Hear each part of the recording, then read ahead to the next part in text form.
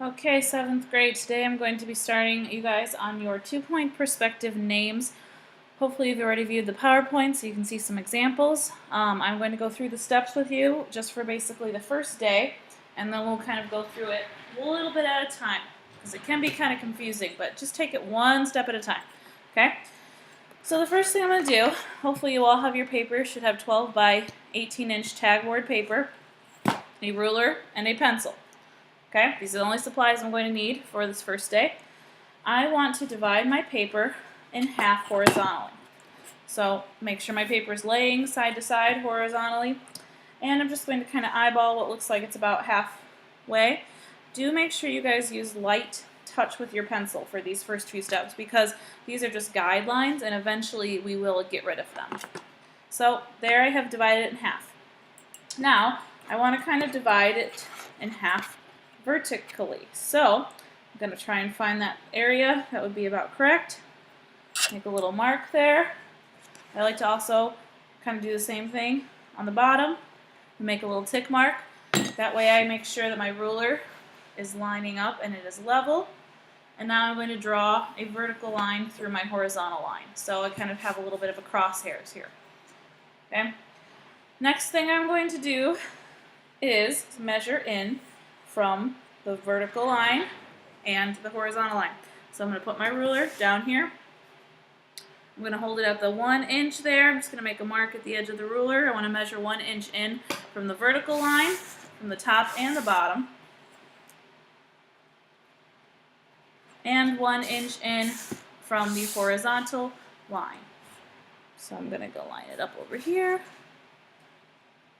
and do the same thing.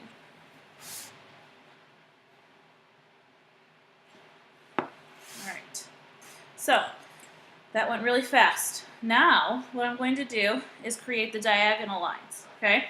This is my horizon. I'm going to be making 2-point perspective, so eventually this is going to look like a street corner. And I'm going to have 2 parts of my name bend back from this vertical line, which is the corner of my street, okay? So the first simple shape I start with here is a diamond. And the way I'm going to do that is I'm going to connect my 2 tick marks here. Using my ruler, always take your time to make sure that the ruler is actually where you want it before you draw. So there's my first part of the diamond on one side, second part of the diamond, and I'm going to do the same thing here.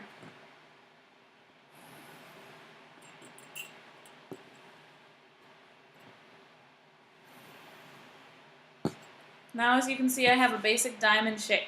If you use your imagination, you could imagine that this is a corner on a street, like a strip mall or something, and these are the receding buildings. Okay, and the corner is coming out and it's largest because it's closer to us from what we know with perspective.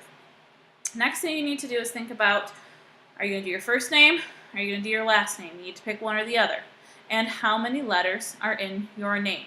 Okay, so if I do Minard, okay, that's going to be 6 letters. So now what I'm going to do is divide this up into 6 sections because I want it to look like my name is written across these planes as if it was on like a 3D surface using my 2-point perspective rules. Okay, so to quickly go over that, right here and right here are known as my vanishing point. That means as I'm drawing the letters here, all sides of my letters, if it's on this side of my vertical line, they're going to line up with this little dot, my vanishing point. Hopefully you guys remember that from 6th grade. Okay? This is just a little more advanced because I have 2 vanishing points instead of 1. If my letters are on this side of my vertical line, they line up with this vanishing point. So it depends on what side they are. And you'll have that make more sense as I go here. So to make the sections for my letters, I'm going to use vertical lines. Okay? And you're going to see they're going to get shorter as they get closer to my vanishing point because they are getting farther away. So I'm going to take my ruler. I'm just going to kind of very lightly create 3 sections on each side. 1, 2, and then obviously that makes a 3rd one. Okay? Same thing here. And they don't necessarily have to be even, and you'll see why in a minute. There's 1 and 2. Okay? I think I'm actually going to make this one come out a little bit longer, because that would be a big section left there for that last letter. So I'm just going to make it a little bit more even. Okay? So obviously easy to erase if you need to. So hopefully you can see now I have 1, 2, 3, 1, 2, 3. All right? Now, what I'm going to do is lightly sketch out my letter in each section. So I'm going to start with the M. That's going to go over here. Pretty much always your middle letter that's in your name is going to be what's going to be closest here. Your first and last letter are going to be the farthest away. Okay? So I don't want to do anything fancy. Hopefully kind of maybe you'll remember a little bit of doing this stuff when you guys were in 5th grade and we learned how to make graffiti letters. So just going to make a basic M shape there. And I can kind of change it a little bit. And as you can see, I started it way down here. And if I want to change it, I can move it a little closer so it's not so wide. And it connects with my section there. So there's my M in my first section.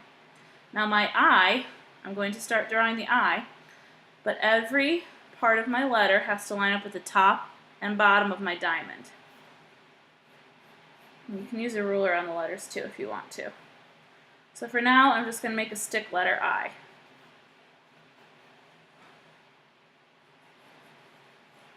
I want you to see how I draw that line parallel to those diagonal lines, so it looks like it's coming out from the distance. If I made it flat, it's not going to have any perspective, so it should recede back. Okay, and then your corner letter is often the hardest letter. So for me, it's going to be an N. So I'm just going to start by making that diagonal part of the N. And I'm going to bring it all the way down. And this can look really sketchy. This is just starting. And I will kind of use my ruler to clean up some stuff later. All right. Now, anybody can kind of start to see what's going to happen here. Eventually, this N is going to look like a 3D N. This part is going to be the front of my N, okay? Because it's on a corner. So it's going to be angling back, and it's going to look something like this. The trick with a project like this is you just have to sort of build it one part at a time and watch it evolve. And as it evolves, you're going to start understanding how that happens. Okay? So pretend now that this is like, if you imagine this is like a 3D N. Side of the N diagonal, back side of the N, and it butts right up to the I. Okay? So, and then I have an A. Okay? A's are definitely a little bit of a challenge. So I like to use my A as a block letter, so I'm going to just keep this shape here. This section is my section for the letter A. So rather than making it an angled A, I'm going to make it sort of a block A. And that just means I'm going to draw, it's sort of like a digital clock A. All right. And then it's going to have this little section here. Okay, now anything that you would normally draw horizontal, you're going to have to draw at an angle because it lines up with your vanishing point. So I want this to be the window inside my A. I need to use my vanishing point to help me get the top and the bottom of that window. So there you can see I lined it up, and now I'm going to simply draw down. And it kind of looks like it's like a window, all right? Same thing would happen here, but you can see that it's pretty much right on the line there. So I don't need to change it too much. Okay, so N-A,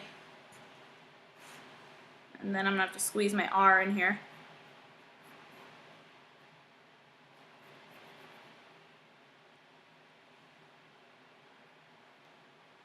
And then I'm going to squeeze my D in here. So I guess you actually need one more section because I kind of forget that this corner takes away 2 sections. So you're going to need one more section. So I had 6 letters, so I need 7 sections because of the fact that your corner letter is going to take up 2 sections. So you always need one more section. So just same thing. I'm going to just draw the R kind of like a stick R and draw the D. And you can curve it if you want to. I'll just kind of do that one that way so you can see. And eventually I'm going to go back here and correct some of these things so they look like they're in perspective. But you got to start with something. Okay? So now I am ready to start building my letters to make them look like a cube. So the easiest way to do that is to start with rectangle shapes. So here's the center of my eye. It's a rectangle shape. My top and bottom part of my eye is also a rectangle shape, but because it's in perspective, I need to draw it using my vanishing point. So rather than a horizontal line, it's a diagonal line. If you would normally draw a horizontal line, it's always going to be a diagonal line because I'm drawing this in perspective. Okay, so watch how, because that part was above my horizontal line, I line it up going down. The bottom part of my eye is below the horizontal line, so now I line it up going up into that vanishing point. Okay, so that's kind of how it looks for now. Kind of erase this here so it looks like it's one big block letter. And now you can hopefully see it feels like it's coming kind of towards you. Okay, so same thing with the N here. I'm just going to draw some of these lines a little darker so you guys can see them. So I started with my diamond, divided it up into the sections, made one more section than I needed, and then I just drew each letter out so each letter touches the top and the bottom of my diamond in stick form first. Okay, those are the steps I've gone through. And now I'm going back and adding rectangles that line up with the vanishing points to make these letters feel three-dimensional and cube style. It does work best if you're using solid shapes with straight edges. Curvy shapes can be done, as you can see in the example, but it's way harder. Okay, guess I kind of skipped my M here, but the same thing. So I'd make a rectangle, another rectangle, comes down to another rectangle, just basic block letter style. Okay, so this is enough for one day, and then on the next video I'm going to show you how to add the disappearing shapes behind.